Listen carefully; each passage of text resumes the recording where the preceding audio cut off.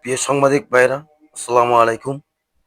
অত্যন্ত দুঃখ ভারাক্রান্ত মন নিয়ে আপনাদের সামনে হাজির হয়েছি। আমি একজন প্রবাসী।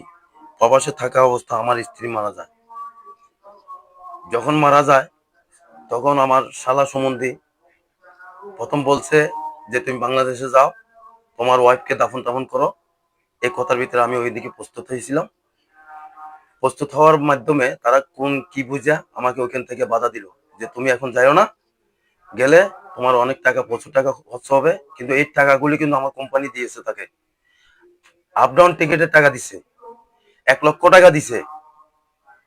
পরে আমাকে 45 দিনের ছুটিও দিছে। আমি সম্পূর্ণ সব খবর পাই পরে, যখন এগুলোতে আত্মসাৎ করে ফেলছে তখন আমাকে বলছে না, বাড়িতে গেলে আমার ওয়াইফে যে স্বর্ণ চন্দ্র জমা রাখছিল মারা যাওয়ার আগে, তখন ছিল 8,000, 9,000, 10,000 টাকা বলি। তখন এই এই স্বর্ণগুলো অথচ আমি চাইতে পারি, এই বুঝে আমাকে বাংলাদেশে আসতে দেয় নাই। যখন আসতে দেয় নাই তখন আমি দেখ মনে করলাম যে আমি পরবর্তীতে অবশ্যই যাব। আমার ছেলে মেয়ে তারা নিয়ে গেছে, আমার ওয়াইফ যখন মারা গেছে, যাওয়ার পরে আমার মেয়ে ছেলে মেয়ে তারা হাতে রাখিয়া এবং তাদের ফুসলাইয়া আমার ঘরে কিছু কাগজপত্র, দলিলপত্র এবং মনোগন্ধে ইন্স্যুরেন্সের টাকা, তারপরে কিস্তির টাকা, সঞ্চয়ের টাকা, প্রচুর টাকা আমার ওয়াইফ উড়াই গেছে। তারপরে আমার ওয়াইফ যখন মারা গেছে পরবর্তী মনোগন্ধে আমার ছেলে মেয়েদেরকে হাতে রেখা ওগুলো হাতে দিছে। কিছু ব্যবহারের শূন্য আমার শাশুড়ি শামসুন নাহার বেগম তো হাতায় দিছে। তখন কিন্তু আমি খবর পাই নাই। খবর কখন পাইছি, আমার মেয়ে তখন কথা বলতেছে যে আব্বু, তোমার সাথে কথা বলার জন্য আমার মোবাইল নিয়ে গেছে। কেন? তোমার সাথে কেন কথা বলি? আচ্ছা কথা বলি যে, তো ঠিক আছে, অসুবিধা নাই, মোবাইল দেয় নাই বা তোর তোর বড় আব্বু আছে, আমার বড় ভাই আছে, এখানে আইসা ফোন টোন করবি, আমি ফোনে আলাপ আলোচনা করবো। এর মধ্যে আমার মেয়েকে অনেকবার গালের মধ্যে হাতও তুলছে, কেন ঘর থেকে জিনিসপত্র নিয়ে যাইতেছে আমার শাশুড়ি। তো এরপরে এই অনেক নির্যাতিত হয়েছে আমার ছেলে মেয়েরা। লাস্টে 2 বছর যখন হয়ে গেছে দুবাইতে, তখন আমি বলছি যে বেলাল, মহিউদ্দিন, আমার সুমন্দি মহিউদ্দিন, বেল্লাল শালা আমার কিন্তু অনেক নির্যাতিত করছে দুবাইতে, এবং কিছু রেকর্ড পত্র আমার আছে এবং মোবাইলের রেকর্ডও আছে, এবং ভিডিও ফুটেজ অনেক কিছু আছে আমার মোবাইলে। আমাকে মনোগন্ধে যখন ওয়াইফ মারা যাওয়ার পরে কিন্তু অনেক নির্যাতিত করছে। আমি সহ্য করে রয়েছি, কেন? তাদের কাছে অনেক কিছু টাকা পয়সা, 26 মাস আমি ওইখানে তাদের চাকরি করছি। করার পরে দিয়ে যখন বলছি যে আমি 2 বছর পর পর আমি যাবো, আমাকে কিছু টাকা দিও, আমি 2,000 টাকা চাইছিলাম ওর থেকে। কিসের টাকা? টাকা টাকা নাই, ওই যাওয়ার সময় দেখবো। তো আমি এতটুকু চুপ করেছি। কিছু বিজনেস করছিলাম তাদের চাকরি করিয়া, 12-14 ঘন্টা আমাকে ডিউটি করাইছে, ওয়াইফাই ইন্টারনেটের চাকরি। তখন বিদেশে, ওইটা দুবাই, জবাল আলী, আলবাতাল ক্যাম্প। তখন আমাকে মনোগন্ধে আমাদের যে বিভিন্ন ধরনের গালাগালি, বিভিন্ন ধরনের ইয়ে করছে, ওইখানে অনেক মানুষ আমার এগুলা অনেকে মধ্যে শুনছে, অনেকে দুঃখ প্রকাশ করছে। ভাই কি করবেন, আসছেন যে, তো ধৈর্য করে থাকেন। তারপরে আমি এদের চাকরি কইরা রাত্রে মনে করেন একটা বিজনেস করছিলাম, ওই আমার টাকা দেয় না, এক্সট্রা এক্সট্রা বিজনেস করে আমি প্রায় 300-350 টাকা ডেইলি ইনকাম করি, দুবাই টাকা। 1 মাস বসে ছিলাম, কি করবো না করবো, আমার ছেলে মেয়ে নিয়ে একটা লাইন হবো, এই চিন্তা ভাবনা করে এক্সট্রা আমি একটা বিজনেস করছিলাম, চা নাস্তা অমুক সমুক, এগুলো আমার মোবাইলে আছে। এর মধ্যে যখন জানতে পারলো যে আমি ব্যবসা বিজনেস করি, তখন এই প্ল্যান নিয়া এবং ক্যাম্পাসের সাথে আলাপ আলোচনা কইরা আমার মনে মধ্যে মার্চ মাসে 2025 মার্চ মাসে 5 তারিখে আমার বিকালবেলা ওইখানে আমি দাঁড়ায় আসছিলাম, বিকালবেলা মনে আমাকে সিআইডি দিয়া বাংলাদেশে পাঠা দিছে। সাথে হ্যাঁ, ওইখানে গ্রেপ্তার করছিল।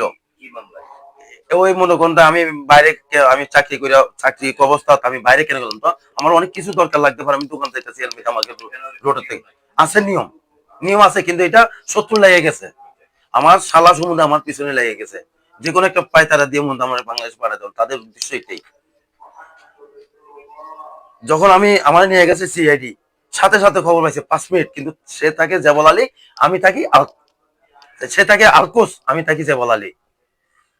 আসতে কিন্তু ওইখান থেকে প্রায় 1 ঘন্টার পথ, কিন্তু আমাকে সিআইডি ধরার সাথে সাথে 15 মিনিট পরে আমাকে আমার রুমের থেকে পাসপোর্ট নিয়ে পুলিশ ক্যাম্পে নিয়ে দিয়ে আসছে। পুলিশ স্টেশনে। কিন্তু এত সময় লাগবে, এত তাড়াতাড়ি কিনতে আসলো, তাহলে আমি বুঝতে পারলাম যে তার প্ল্যান প্ল্যান পরিকল্পিত ভাবে।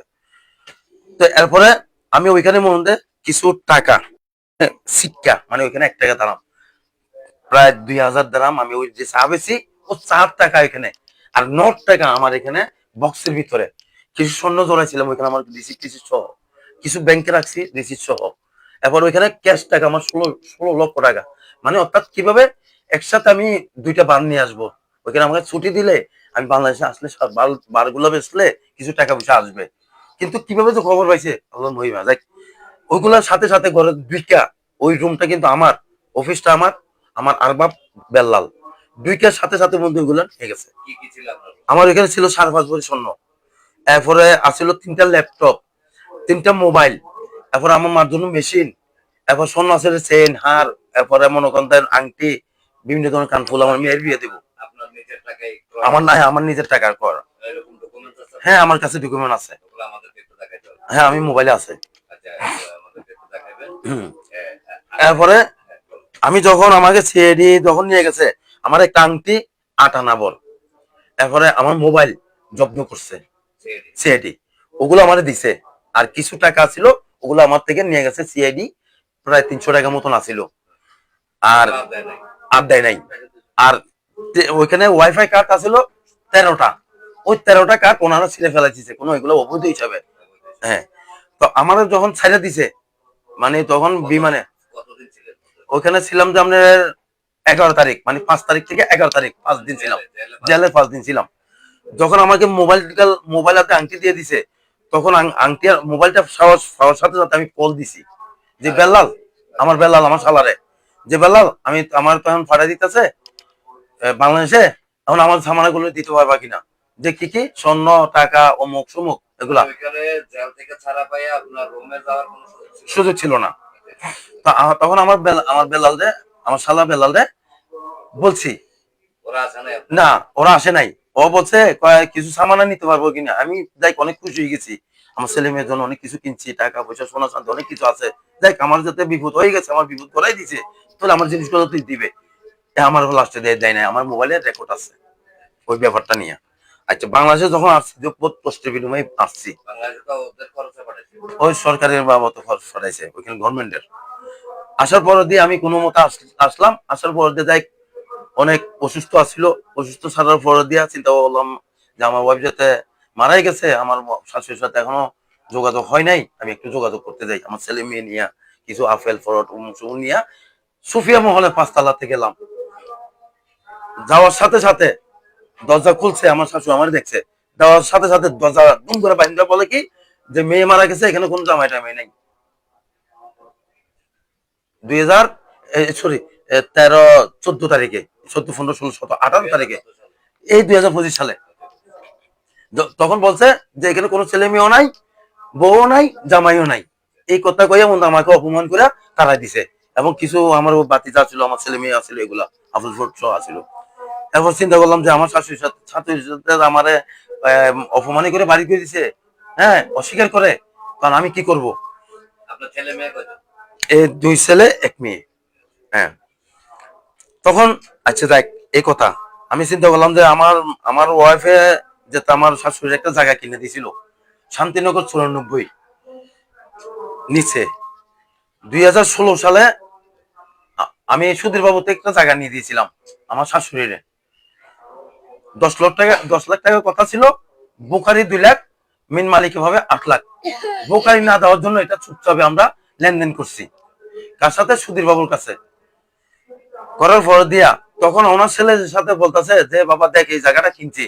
ওর ওর ছেলেরা আমার শাশুড়ি অনেক মিষ্টি ভাবে গাল দিতেছে যে তোর, আমার শাশুড়িরে মা বোনেরে গালাগালি ফালাফালি কইরা, তা আমরা তোর কাছে ছিলাম। আমারও আবার তখন বলতেছে কয় নোংরা জায়গা আমাদের দরকার নাই, যেমনি বিক্রি করো, প্রস্তাব দিল। তো আমারও আমরা অনেক গায়ক দেখলাম, পাইলাম না, রেডিও হয় বা বনে না বা পছন্দ হয় না অনেকে। লাস্টে আমার বউরে এদের এদের বড় ভাইয়ের বউরে বিয়ে করেছিল, ওই ব্যাপারে মামলা মোকদ্দমা নিয়ে আমার বউরে বিভিন্ন ধরনের কাজে কামে হয়রানি করাইছে। ওই অনুযায়ী মেয়ের দিকে কইয়া ঠিক আছে মা তুই যাতে কিনছস, তুই যেটা ভাবে কিনছো সেইভাবে আমি তোরে টাকা আস্তে আস্তে ভাঙ্গা ভাঙ্গা আমি কিস্তিতে দিয়ে দেবো। তো আমার শাশুড়ি রাজি হয়েছে। রাজি হওয়ার পরে দিয়া তোর মনে করেন 2 বছর লাগছে আমার 5,000, 15,000, 20,000, 60,000, 65,000, 70,000, 1.5 লাখ এইভাবে করে 8 লাখ টাকা আমি মানে পরিশোধ করছি। করার পরে দিয়া এফিডেভিট কইরা মনে করেন উনি আমাদেরকে দিছে।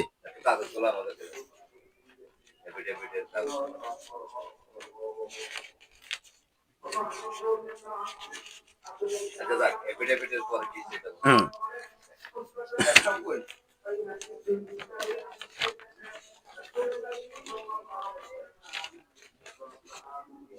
দেখেন না, এই আসো,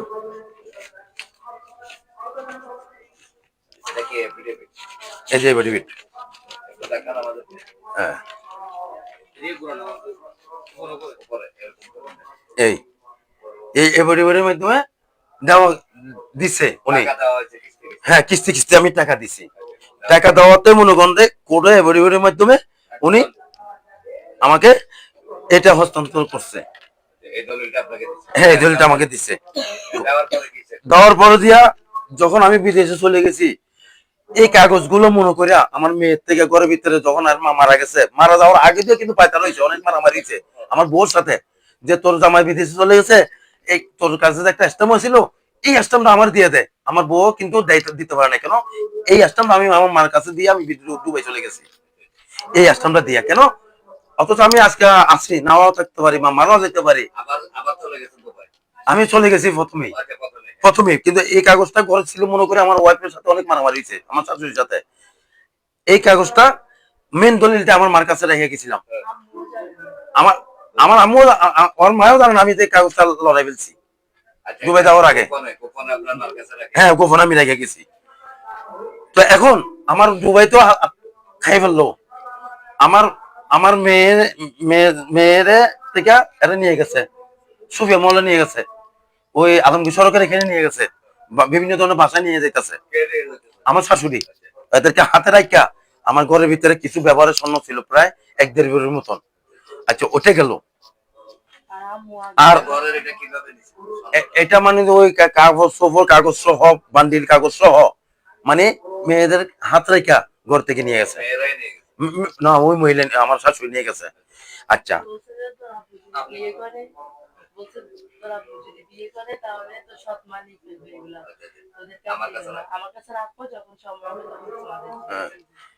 আমার আমার আমি যখন বিয়ে করছি তখন স্বর্ণ ছিল 8,000 কি 10,000, এর উপরে না। যখন বিয়ে করছি তখন কিন্তু আমার ওয়াইফের মধ্যে টাকা দিলে বা বাজার করলে এটা করে আস্তে আস্তে কিছু স্বর্ণ জ্বলেছিল। বিয়ের সময় আমি 2 ভরি স্বর্ণ দিয়ে ওরে বিয়ে করছিলাম, ওই স্বর্ণ সহ। আমার নানি শাশুড়ি আমার ওয়াইফের ফালছিল, আমার শাশুড়ি ফালা নাই। আমার নানি শাশুড়ি ওনাকে এক এক এক ভরিওয়ালা একটা রকেট দিয়ে গেছে। আর এর হওয়ার সময় এর 7-8 আনা একটা চেন দিছিল, মোট 6 ভরি, 6 ভরি অল কমপ্লিট মন্দে থরে থরে থরে থরে থরে কিনে হয়েছিল। এবার আমি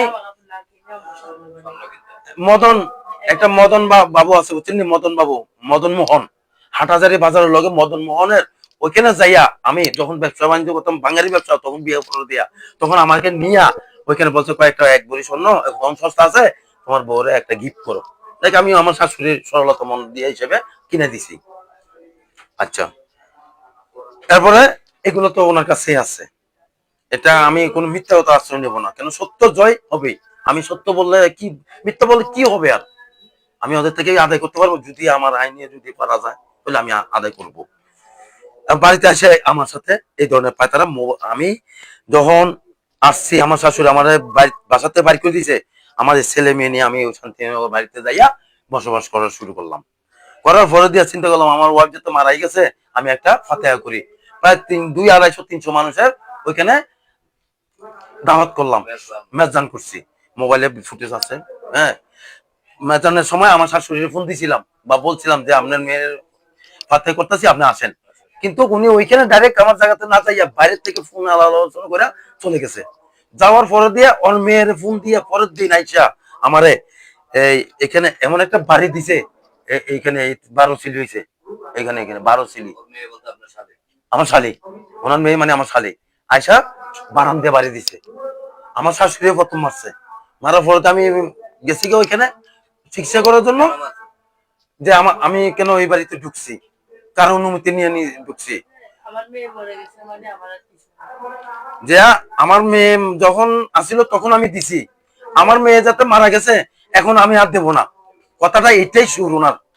তো কেন দিবে না?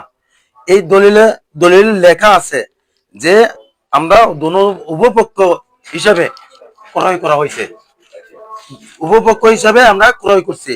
লাকি আক্তার, স্বামী মোহাম্মদ গিয়াসউদ্দিন, পিতা মিত্র মোহাম্মদ মিয়া, হ্যাঁ, মাতা শামসুন্নাহার বেগম, মোহাম্মদ গিয়াসউদ্দিন, পিতা মোহাম্মদ আব্দুল খালেক মাঝভান্ডারি। কিন্তু আমি টাকা দিছি, হ্যাঁ, আমি টাকা দিয়ে খরিদ করছি ওনার থেকে, আমাদের দুইজনের নামে আছে, শুধু একজনের দেয় নাই। তো এখন মনে করতে কারণটা হলো যে আছে আছে বলতে মনে করেন ও মহিলা যাইয়া আমার জন্য একটা মামলা করছে, সিআর মামলাতে যাইয়া ওনাকে, হ্যাঁ, এই আমাকে আমাকে বাড়ি দেয় নাই, যেটা বুয়া জাল জালাইতে মানে অস্বীকার করে না। কারণটা মানে ওই যে বিদেশে খাই ফেললো টাকা, এখানে মনে করছে আমার দলিলটা উনি লুকাই নিয়ে গেছে চুরি করে, এটা মনে করে উনি মানে আত্মসাৎ করে ফেলছে। ওই মনে করে আমি মেন দলিল নাই, মামলা করছে। এই মামলা করাতে পিবিআর দিছে, এই পিবিআর তদন্ত দিছে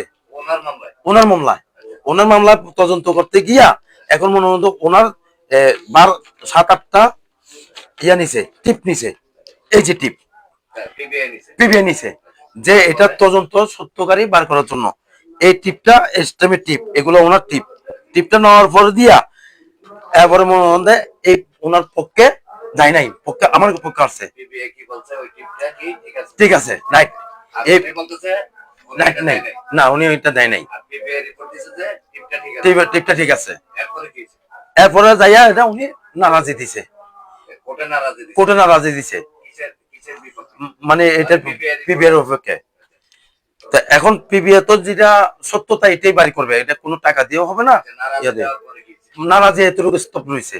কিন্তু পক্ষে তো আমার কাছে আছে, পিবিআর কাছে আমি ফোন দিছি, আমি মামলা করছি যে 28 মাস 29 মাসের ঘর ভাড়া ব্যবহারে আমি জিডি করছি, এই যে সাধারণ ডায়েরি করছি, এই সাধারণ ডায়েরিটা কোর্ট থেকে আসছে। হ্যাঁ, এরপর প্রথম একটা আমি জিডি করছিলাম, আমাকে হুমকি তুমকি দিচ্ছে, পথে ঘাটে মানুষ দিয়ে আমাকে মেরে ফেলবে, এটা আমি এটার জন্য আমি একটা না জিডি একটা আছে,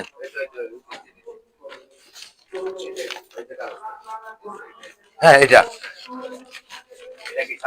হ্যাঁ সাধারণ জিডি, এটা মানে পুরো আছে, পড়ে গেছে, হ্যাঁ এটা থানায় করছি। আচ্ছা, এখন আমার একটা মামলা আছিল, যখন আমাকে মারধর করে বাগায় এখান থেকে মানে তারা দিছে, তখন আমি একটা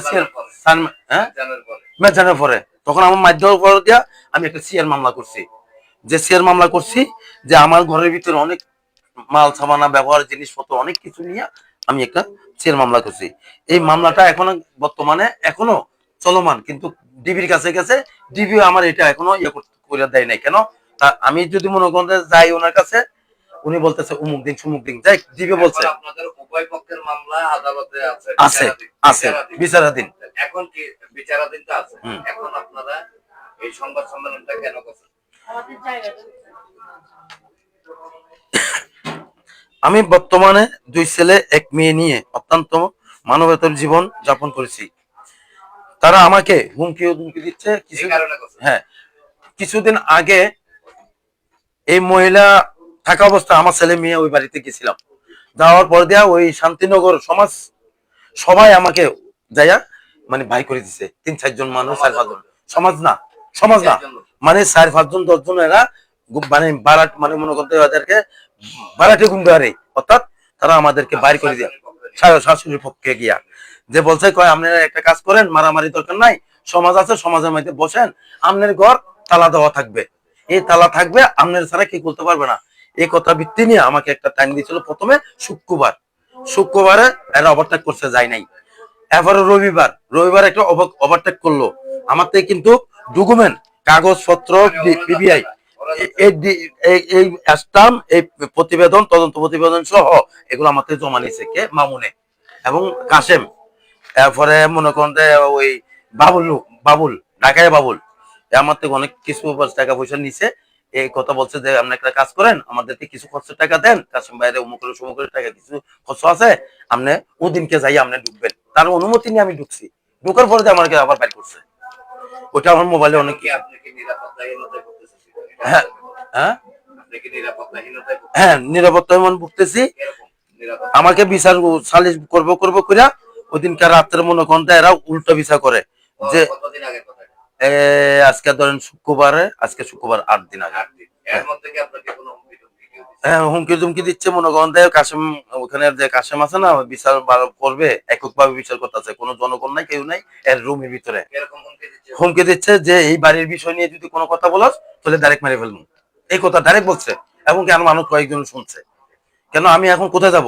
আমার যে এই বাড়ি নিয়ে আমার ছেলে মেয়ে নিয়ে আপনি কি চান? সর্বশেষ আমি সর্বোচ্চ সাইজ দিয়ে আমার মামলা মোকদ্দমায় আমি যদি এগুলো ভাবে থাকি, আমার এই পলট যেন আমার ছেলে মেয়ে পায়, আমার ছেলে মেয়ে আমার ওয়াইফ যাতে কিনে দিয়ে গেছে। টাকা সম্মাননা এগুলো আপনি ফেরত চান? হ্যাঁ, আমি এগুলো ফেরত চাই। প্রশাসনের কাছে আপনার কি কি বলার আছে? প্রশাসনের কাছে যে এটা সত্যতা প্রমাণ নিয়ে ওনারা আমার এই কার্যক্রম চালিয়ে যাইতে চাইতেছি। আমি প্রশাসনের সহযোগিতা সহযোগিতা চাই। এটা বলেন।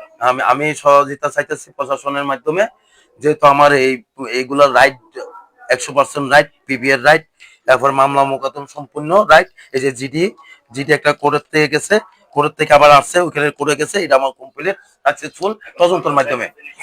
আপনি প্রশাসনের সহযোগিতা করেন। হ্যাঁ, সব প্রশাসনের সহযোগিতা চাই আমি। তোমরা একটু বলো তোমার আব্বু যে কথা এবং তারা আমার বিভিন্ন ধরনের মামলা দিয়া হয়রানিও করছে। ছেলে মেয়ের হক ফেরত দেন। হ্যাঁ, আমি আমার ছেলে মেয়ের হোক, আর বিভিন্ন ধরনের মামলা হামলা দিয়ে আমার ধুমকি টুমকি দিয়ে আমার জেলে, দুবাইতেও জেল খাটাইছে, বাংলাদেশেও জেল খাটাইছে। কিন্তু আমি কিন্তু এইগুলোর মধ্যে হয়রানি শিকার বিভিন্ন ধরনের হাজার টাকার প্রচুর টাকা আছে। কি এখন আপনার বিরুদ্ধে মামলা করবে এরকম হুমকি দিচ্ছে? হ্যাঁ, দিচ্ছে। এবং বিভিন্ন ধরনের, হ্যাঁ, বিভিন্ন ধরনের মধ্যে দারোগারা লাইকা টাকা পয়সা দিয়া মনে করেন আমাকে হয়রানি করতে চায়, কিন্তু পারে না, সাকসেসফুল বা তদন্ত করে পায়নি এই কিছু। মুহূর্তে আপনার কোনটা প্রয়োজন? প্রশাসন এবং এলাকাবাসী সহযোগিতা প্রয়োজন। হ্যাঁ, এলাকাবাসী। এই কথা আর একটু আমাকে- আরেকটা কথা হলো কি, যেদিনকে বৈঠক বসবে ওইদিনকে আমরা ওইখানে ছিলাম, আমার মা ওই বাড়িতে ছিল, আমার ছেলে মেয়ে ওইদিকে ছিল, এক আসামে ওইদিকে লোকজন দিয়া তার বাসায় নিয়ে আসছে, যে আমরা দেখবো দেখবো কথা কইয়া পরে দিয়া শুনে কি মসজিদ কমিটির বলে এটা ওনারে দিয়ে দিছে। তো যাই হোক, আমি আমার কত লিটার মসজিদ কমিটি আমি শুনি নাই, কিন্তু জনগণ বলছে। আচ্ছা, এখন আমি আপনার মেয়েকে একটু প্রশ্ন করবো। তুমি একটু আমাদেরকে বলো যে তোমার বাবা যে কথাগুলো বলছে এগুলা কি সত্য কিনা? এগুলো তো সত্য। একটু এগুলো ঘটনাটা একটু সত্য। আমাদেরকে বলো কি হয়েছে? তোমরা তো চিল্লাও নি, বাইরে ছিল। আমরা মানে না, আমার নানুরা বলছে যে জনগণ। আমার আব্বু যদি বিয়ে করে তাহলে তোমাদের জিনিস এগুলো তোমার সৎ মা নিয়ে ফেলবে, তোমাদের কাজ দিবে না, আমাদের কাছে এগুলা জমা দাও, যখন সময় হবে তোমাদের থেকে লাগবে তখন তোমাদেরকে দিয়ে দিব। এখন তোমাদের সময় হয়েছে কিনা, চাইছো কিনা? আমরা চাইছি, বলে যে কি আমার মেয়ের জিনিস এগুলো আমার আমার জিনিস, আমার মেয়ে এগুলো আমাদের জন্য জোড়াইছে, মেয়ে মারা গেছে আর আর নাই। বলে যে কি আর যে বাড়িটার কথাটা কি সত্য কিনা? এই বাড়িটার কথাটা সত্য, কারণ আম্মু বলছে যে আমি বাপের দিনের সম্পত্তি ওইখানে কেন যাব, ওইখানে দেওয়ার দরকার না, আমাকে এখানেই দিয়ে দাও, পারলে আমি কিছু টাকা পয়সাও দিব। হ্যাঁ, চেষ্টা বলতেছে যে টাকা পয়সাও দিব, আর আমি মামলার ব্যাপারে মানে অনেক দৌড়াদৌড়ি করছে। দৌড়াদৌড়ি করতেছি, তা আমার একটা স্বার্থ আছে না, আমাকে তুমি ওইটা দিয়ে দাও। আর নানুরা দিতে চায় নাই, মামা মানে নারাজ, মামা দিতে চাচ্ছে না নানু, তারপর আম্মু বুঝাই বলে নানুর থেকে নিছে, টাকা পয়সাও দিছে কিছু। এই যে তারপরে 8 লক্ষ টাকা দিছে। আমার আম্মু মানে টাকা পয়সা গুলো দিছে, দেওয়ার পরে এখন আম্মু যখন মারা গেছে নানুরা এগুলো অস্বীকার করে ফেলতেছে, বলতেছে যে আমার মেয়ে মরে গেছে মানে আমাদের নাতিও নাই, জামাইও নেই, কেউ নেই, মানে আমার আব্বু। আমরা চাই আমার আব্বু আমাদের হক, এতিম আমরা, মা নাই মেনে এতিম, আমাদের হক গুলো আমরা ফেরত চাই। বাবা তুমি কিছু বলবা? ওরা যা বলছে কথাগুলো কি ঠিক আছে? এখন তোমরা কি চাও?